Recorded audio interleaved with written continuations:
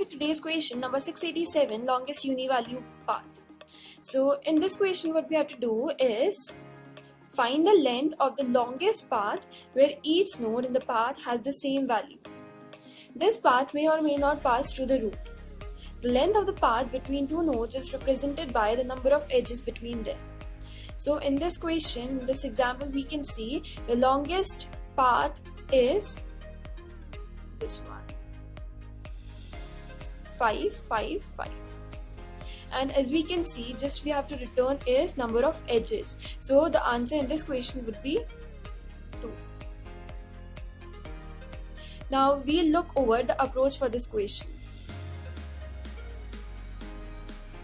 First, what we have to do is to check if the root is equals to null or not. If yes, then what we have to return is just 0. Else we have to continue our program. Now the next step would be is to traverse to the left subtree and the right subtree.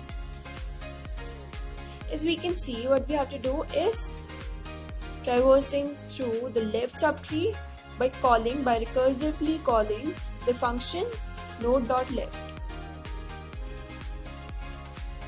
Let's see through this example.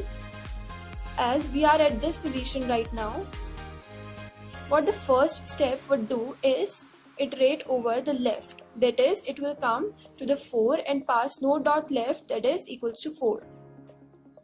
And in the function stack call, it will look like somewhat like this, length 4. Then it will again iterate over the node.left until and unless node is equals to null. So it is again iterating over the left subtree, 4.left.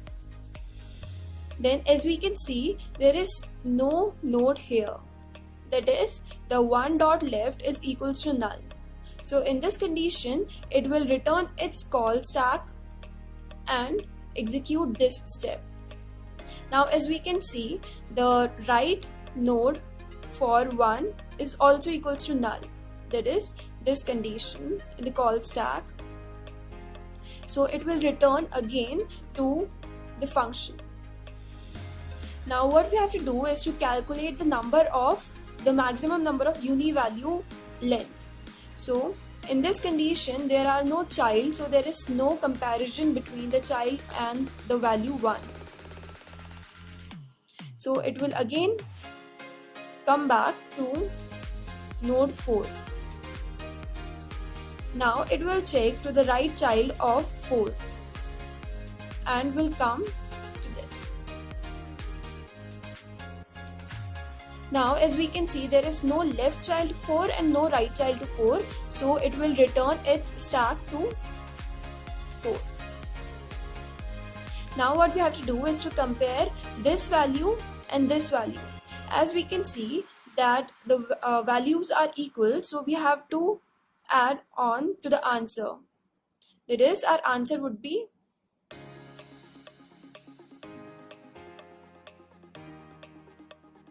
1, as there is a single edge between 4 and 4. Now similarly we have to do with the other left out subtree as well. Now we'll jump on to the code now. So in this equation, what we have to do is initialize a variable ans with 0, and then at the end we will return its value. And for calculating answer, we have to define a function length in which we will pass on the parameter as root. So first condition would be we have to check if the root is equal to null or not. If the root is equal to null, then simply we have to return answer value as 0. And the second condition is, in this example we can see that root is not equal to null, so we will pass on the function to the left value, that is 4.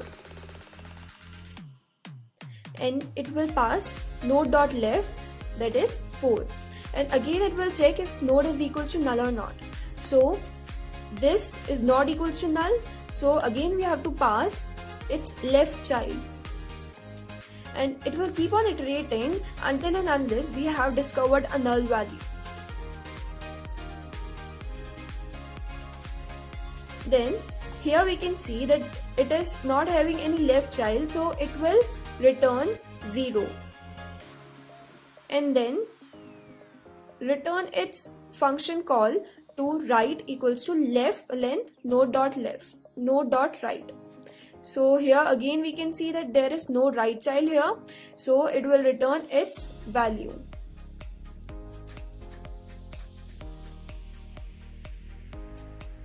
If node.left not equals to null, as in this case node.left equals to null and node.right is also equals to null, so it will directly come to this statement and will return answer equals to 0 and return its function value as 0 to left. Now it will pass on its function call to 4. Here left value is equals to 1 and right value is also equals to 1, so the answer value would be changed as maximum of answer, as previous answer value is 0 and left plus right value will return 2, so the answer value would be changed to 2. And then we have to return maximum of left and right. So many of you might be confused here why we have returned left and right here, as when we will return its value to the root, it will only iterate either to the left child or to the right of the subtree. So we have to return left, either left or right, and maximum of it. Now we'll check if it runs correctly or not.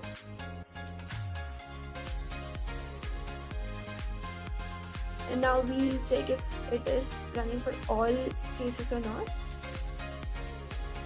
So yeah, it's accepted and here is the code.